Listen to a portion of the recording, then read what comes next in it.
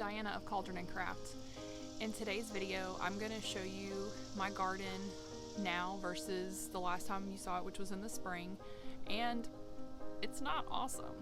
I struggled a lot with watering and pollination, and I want to be real about that. I think it's important to keep it real, and we see these videos of these what seem like professional gardeners that just have all this abundance and beauty, and it's not always like that. And I invested a lot of time and money into this garden, and I didn't get what I thought I was going to get out of it, but I'm also learning a lot and learning that my strengths are perennials instead of annuals.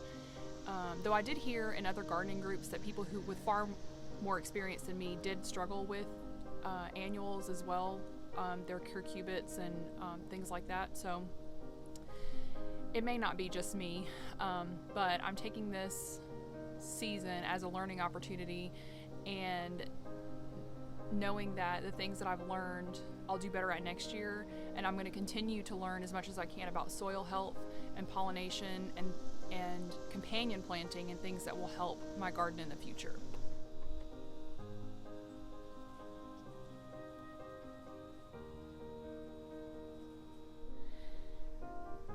Here's my garden update for the coming up on the end of August. As you can see, we are at the wind down phase. I'm not really sure what happened to my cucumbers. I think it might have been due to overwatering, and also not knowing when to pick the cucumbers. I think it might be getting close to time to pick this one. Because it is still trying to produce, but then I also have, I have a yellow one here I didn't even notice. And then, because when I went on vacation, I got these watering stakes that slowly allow water to go into the pot, and I think it might have been too much water for the cucumbers. Same for the watermelon. It's also been kind of hanging on. And I did pick a couple fruits that were really sweet, but they were really tiny. This one I was leaving to grow a little bit longer, but looks like slugs got to it. This is my second potato plant, which is getting ready to be, it's almost time to dump it out. I did dump out one pot already, and I got a few potatoes, so I'm curious to see what this one will be. Like, the leaves are starting to get all brown, so that means it's getting close to time to dump it. I have this potato plant was actually one that I planted in a pot. It wasn't growing well, so I threw it on the ground, started growing. So then when I dumped out the pot, the first pot of potatoes, I put that plant in here, and it still didn't do well. So something about my dirt is just not working. This potato plant died, but then it started to grow back. And so I really think a lot of my problems are due to these bags that I got. They're kind of plasticky and they hold a lot of moisture. For example, there are mushrooms growing out of the side of this one, which means that it's way too wet. Whereas these fabric pots that I've had a lot of success with, let the plants breathe a lot more. I have two dill plants, one that I planted myself, and one that, this is one I think I got from the store already planted, because I'd planted dill and it wasn't growing. Well, now it is really tall, and it's really pretty. I've never grown dill before, and I just love these lacy stems. Like, it's so pretty, and it's supposed to attract a lot of pollinators, but also I feel like the time of the year is past for pollinators. So this is my zinnia, which I grew to attract pollinators, but also to attract the pest crops. So the pests that would normally feed on things like watermelon and cucumbers are supposed to be attracted by the zinnias, and you can see that it has been eaten. I've actually cut down a bunch of the stems down there to deadhead them and make them continue to grow. But I do think it has worked with attracting the right pests and the one being a trap crop for the ones that will eat the other plants, but then also attracting insects that will feed on the bad insects. Also, I do want to mention I did plant another cucumber plant a few weeks ago just to see if I could get another harvest, because I do still have a few months before our first frost date. So it's growing a lot slower because it's not as hot. We'll see. And these are my sweet potatoes. I planted these original 2 plants, and then the vines have just gone crazy. So I think they had some kind of fungal disease, which is why they're all like, some of these leaves are kind of brown. But then as I got better at knowing when to water them, these higher leaves aren't as brown, and like these are really pretty twisted together. They've kind of just grown like that. And then I keep feeding the vines back into the pot. So this vine I fed back in, and this one I fed into this pot, which again is like one of these plastic bag type pots, and now there's mushrooms growing in it, which I'm pretty sure is too wet for sweet potatoes.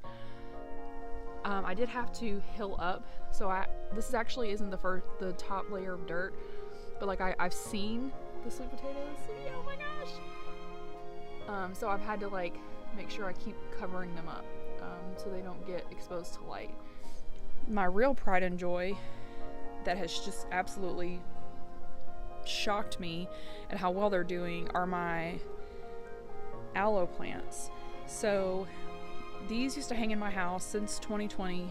I took them to work, and they were just little bitty plants, and I was just hoping that I didn't kill them. I always kill succulents from overwatering them.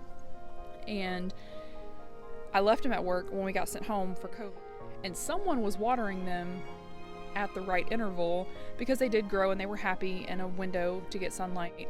But then eventually I brought them home and I hung them in front of my back door so they could get plenty of light. Well, they were starting to get really big and leggy, and I could just tell they weren't happy in those little pots. So when I did my spring garden, I replanted them in these fabric bags, like I mentioned earlier, that really let a lot of airflow, and they keep the pots from trapping too much water. And I put them over in this corner. It's the corner of my deck that has a lot of shade, so they get just like indirect sunlight, and they have just exploded. The dirt they're in is a mixture of coconut coir, perlite, and a little bit of compost, and it's a lot of perlite. Like you can see like how much perlite it is in the mix. And it seems, oh, and there's also some sand. I also threw a couple handfuls of sand to make sure that it was draining really well. And I think I've only watered these myself once or twice. I've just let them get the rainwater and then that's it. But just look at them. Like, this is my hand. I have kind of small hands, but like it is almost as wide as my palm.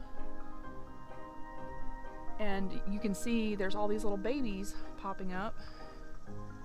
They're just going crazy.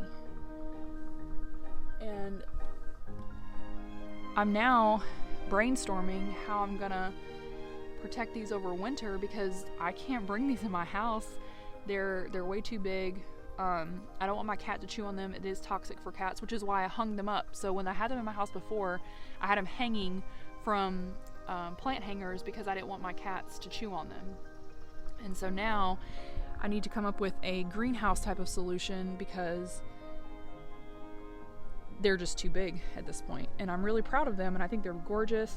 And for all my other failures in the garden, at least these have done really well. And the other thing is this pothos plant, which was a gift from my neighbor.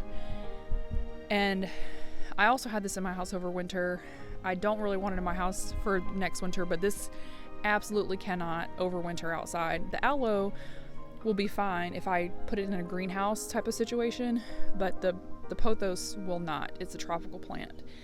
So I'm trying to come up with some ideas.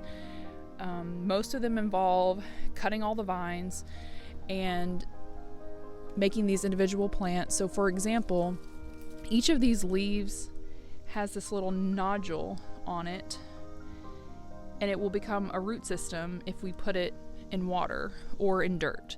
And I've actually done this when I first got the plant. It was just going crazy with vines, so I cut them and put them in a bunch of water, gave away a bunch of plants to my friends, which I need to check on them, my little plant grandbabies, I guess.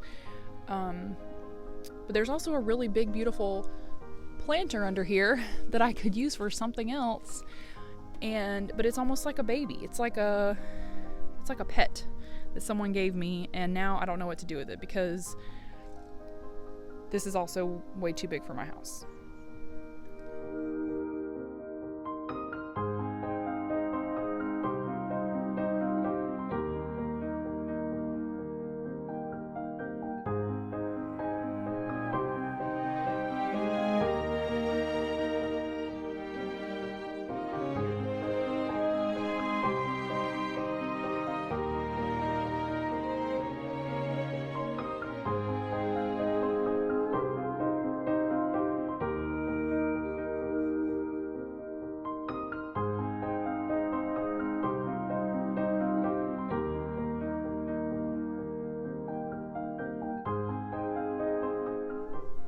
So this is my Autumn Joy sedum, and it has been blooming. You can see it blooms in late summer.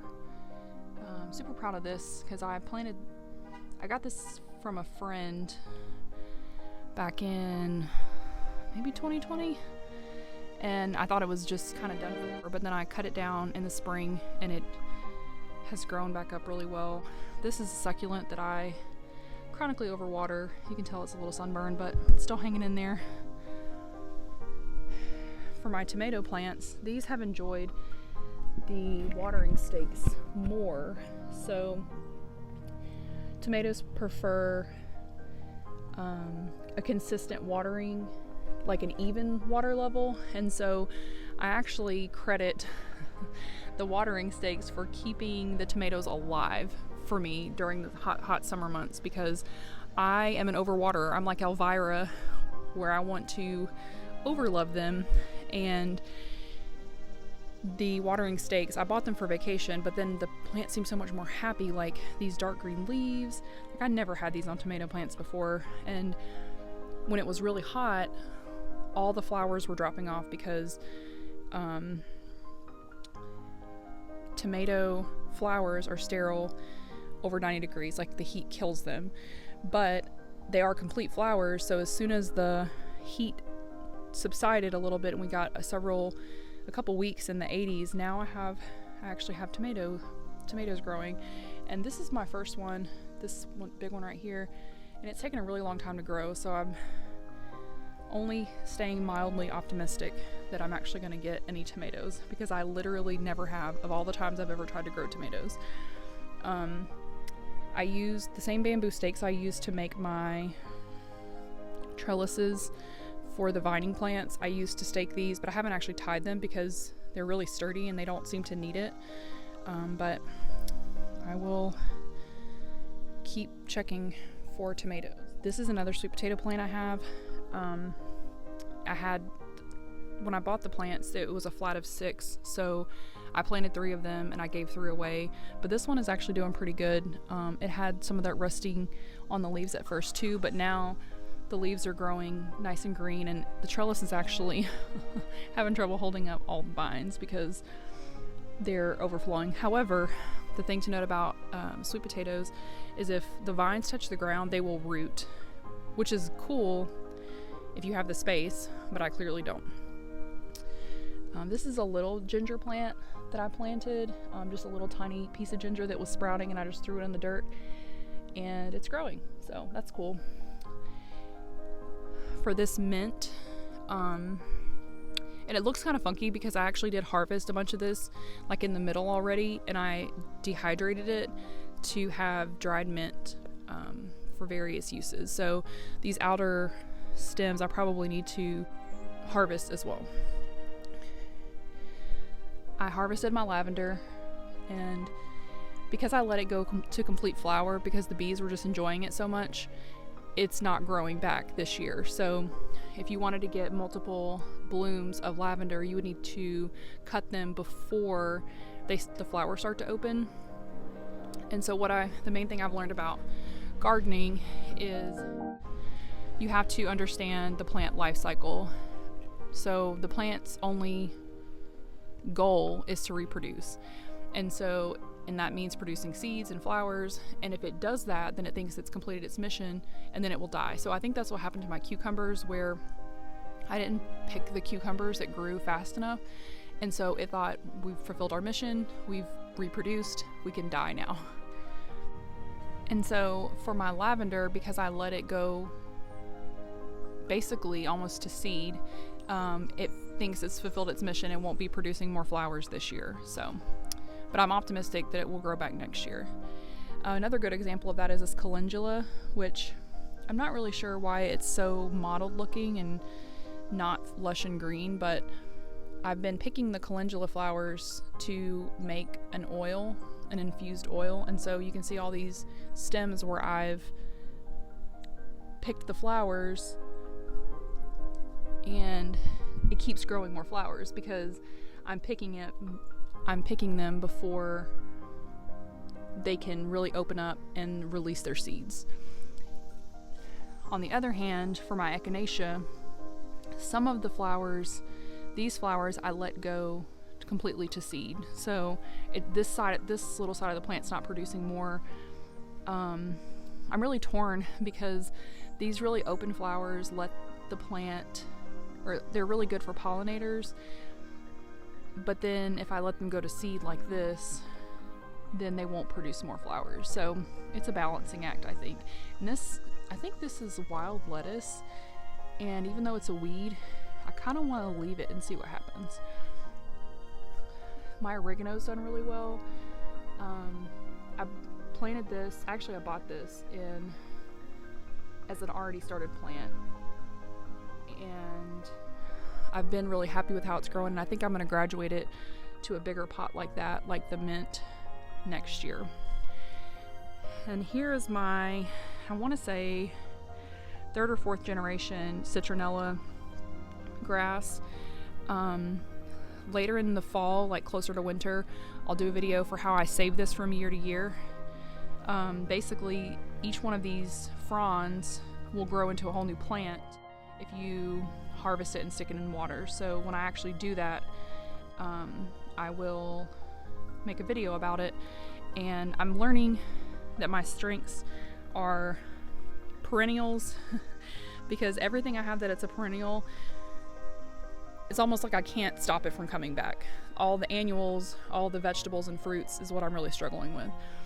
So here's my lemon balm. I harvested this once and it's come back to its full bushiness, and it's almost time to harvest it again. This might be hard to see because it's kind of tucked in here, but this is my other ginger there's a few pieces of ginger planted in here, and it has a bunch of fronds. So now I need to research how to actually harvest this and when to harvest it, because as it gets cooler, it will be time. Like, this is a tropical plant that needs heat and humidity.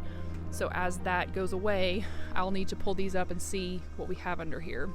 But I ended up moving it kind of underneath this citronella to give it some shade, because I learned that it doesn't like direct heat.